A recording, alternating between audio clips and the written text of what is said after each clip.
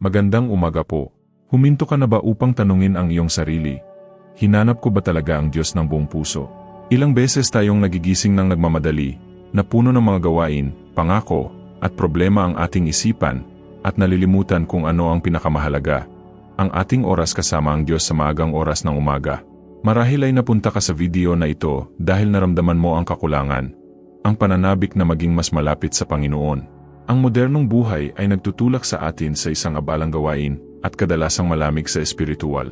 Nabubuhay tayo sa autopilot, pagising, pagtatrabaho, pagtupad sa mga obligasyon, at bago natin ito namalayan, isa na namang araw ang lumipas nang hindi tayo huminto upang tunay na makipag-usa sa Diyos.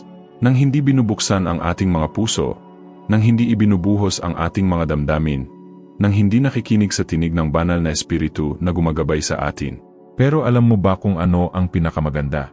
Ito ay ang Diyos ay palaging nandyan, naghihintay para sa atin na gumawa ng isang hakbang patungo sa Kanya. Ngayon, ang panalangin sa umaga na ito ay isang paanyaya para sa iyo na gawin iyon ng eksakto. Itigil ang lahat at, ng buong katapatan ng iyong kaluluwa, sabihin, Panginoon, nais kong hanapin ka ng buong puso ko. Dahil mula sa tunay na pagsuko na ito isinilang ang pinakadakilang pakikipagtagpo sa Diyos. Ito ay kapag tinanggal natin ang ating mga maskara, takot at paggagambala na tunay nating mararamdaman ang Kanyang presensya sa isang buhay at tunay na paraan. Marahil ay dumaranas ka ng isang sandali ng espiritual na lamig. Sa panahong iyon na tila isang pabigat ang pagdarasal, ang pagbubukas ng Biblia ay hindi na makatuwiran at pakiramdam mo ay malayo ang Diyos. Ngunit sa araw na ito, nais kong sabihin sa iyo ng buong pagmamahal, siya ay hindi kailanman lumayo sa iyo.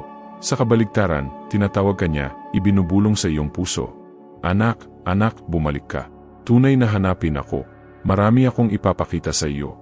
Ang paghahanap sa Diyos ng buong puso ay hindi nangangahulugan ng pagdarasal na mahabang panalangin na puno ng mahihirap na salita. Nangangahulugan ito ng pagiging totoo.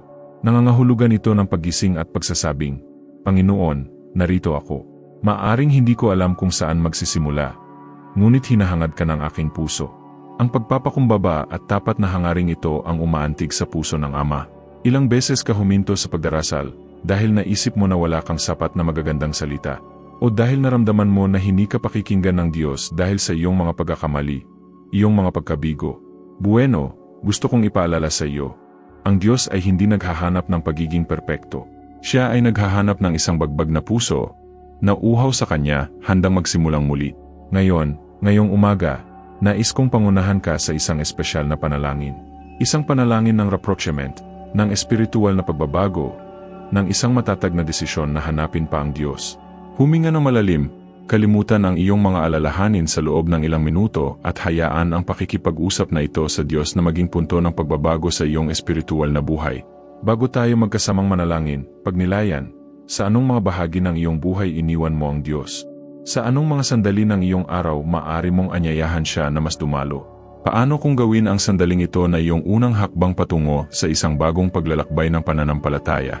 Kung ang mensaheng ito ay nangungusa sa iyong puso, manatili sa akin.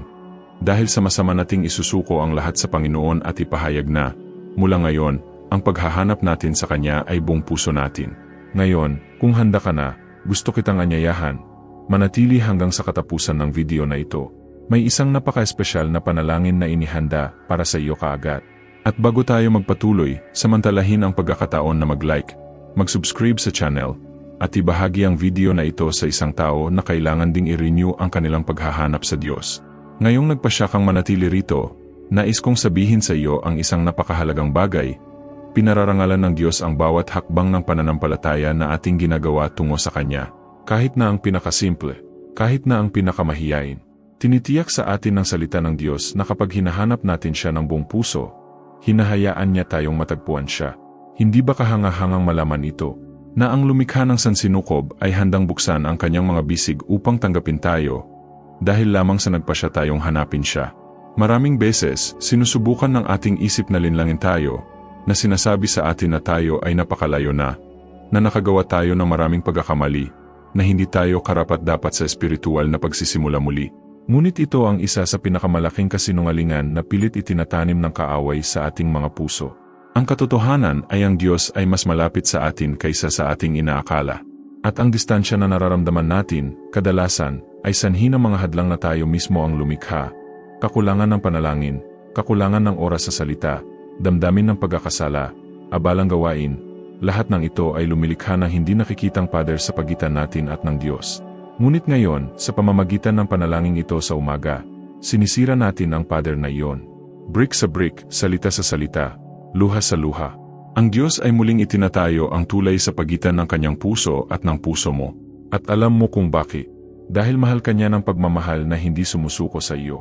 Marahil ay naalala mo na ngayon ang mga panahon kung saan napakalakas mong nadama ang Diyos, mga panahong nanalangin ka ng may kagalakan, nang madali mong naramdaman ang presensya ng banal na espiritu. Ngunit habang lumilipas ang panahon, nagsimulang lumamig ang alab na iyon. Ngayon ang araw upang muling pagalawin ang apoy na iyon sa loob mo. Kung ang iyong puso ay walang laman, pagod, nasiraan ng loob, ang panalangin ito ay ang iyong kanlungan. Nais ng Diyos na punan muli ang mga bakanting espasyo. Nais niyang ibalik ang espiritual na pagkasensitibo, ang kagalakan ng kaligtasan, ang kasiyahang nasa kanyang presensya. Maaring hindi mo maintindihan kung paano ang prosesong ito, ngunit huwag mag-alala. Alam na alam ng Diyos kung ano ang gagawin sa pusong sumusuko. Habang nakikinig ka sa mensaheng ito, maaring gusto mong umiyak, at okay lang iyon. Minsan ang mga luha ang wika ng kaluluwa kapag nabigo ang mga salita. Kaya kung gusto mo, maaari mong ipikit ang iyong mga mata ngayon, huminga na malalim, at sabihin sa iyong isipan o malakas na, Panginoon, naririto ako. Tulungan mo akong hanapin ka ng mas marubdob. Turuan mo akong mahalin ka ng totoo. Walang mas magandang panahon para sa isang espiritual na bagong simula kaysa ngayon.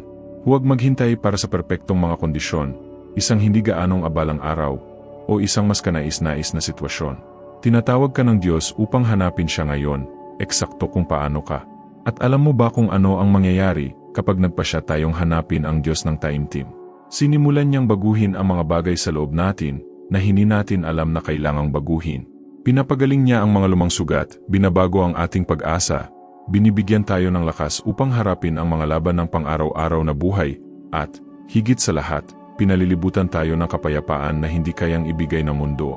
Kaya, bago tayo magpatuloy sa panghuling panalangin, nais kong magmuni-muni ka, ano ang nagnanakaw ng iyong oras sa Diyos? Social media, sobrang trabaho, mga alalahanin, emosyonal na pagkapagod. Anuman ito, ilatag ang lahat sa harap ng Panginoon ngayon at humingi ng tulong upang muling ayusin ang iyong mga prioridad. Naway ang panalangin ito sa umaga ay maging unang hakbang sa marami pang araw ng taos pusong paghahanap na malalim na mga sandali sa presensya ng Diyos.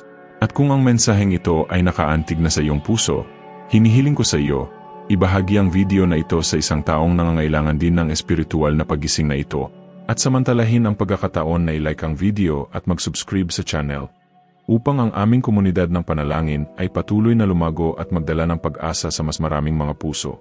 Ngayong nasabi na natin sa ating mga puso at sa masamang pinag-isipan ang kahalagahan ng paghahanap sa Diyos ng buong puso, dumating na ang pinaka-espesyal na sandali ng video na ito, ang ating panalangin. Huminga ng malalim, kung kaya mo, ipikit mo ang iyong mga mata, buksan ang iyong espiritu at hayaan ang bawat salita na maging parang balsamo mula sa Diyos para sa iyong buhay. Panginoon, aming minamahal na Diyos at Ama, ngayong umaga, kami ay lumalapit sa iyong presensya ng may bukas na puso, na uhaw at nagnanais na muling pagsasama-sama sa iyo. Ama, kinikilala namin na maraming beses na namin inilalayo ang aming mga sarili, ginulo ng mga alalahanin sa buhay, ng pagmamadali ng araw-araw na buhay, ng mga laban na kinakaharap namin at maging ng mga sugat na dinadala namin. Ngunit ngayon, Panginoon, ipinapahayag namin, nais naming hanapin ka ng buong puso.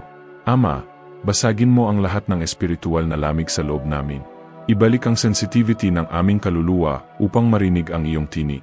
Ilayo mo sa amin ang lahat ng nagnakaw ng oras namin sa iyo. Nawa ang aming gawain ay muling ayusin ng iyong espiritu. Naway ang aming unang isipan pagkagising ay ang iyong presensya.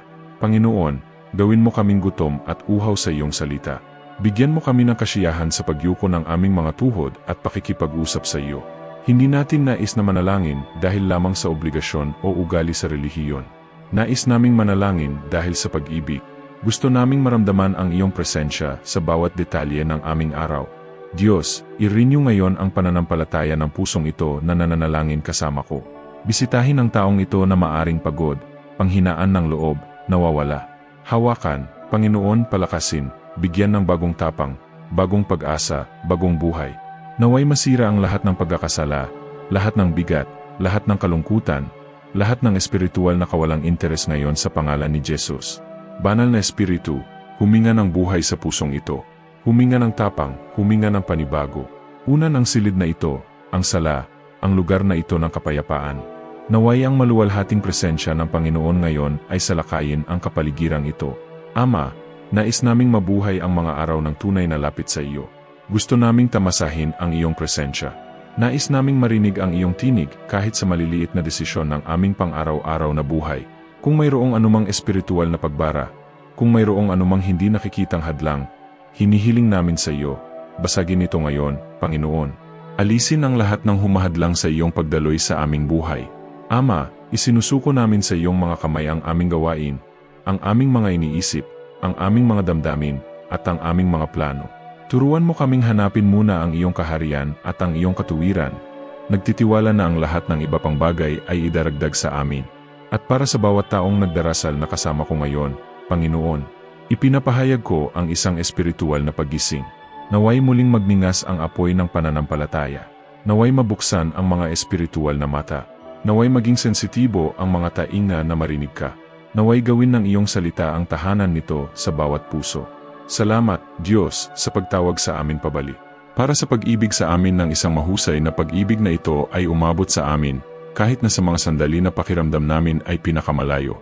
Naway ang umaga na ito ay maging isang milestone ng bagong simula para sa ating lahat. Isang bagong simula ng pananampalataya, ng paghahanap, ng pagsuko at ng lapit sa Panginoon.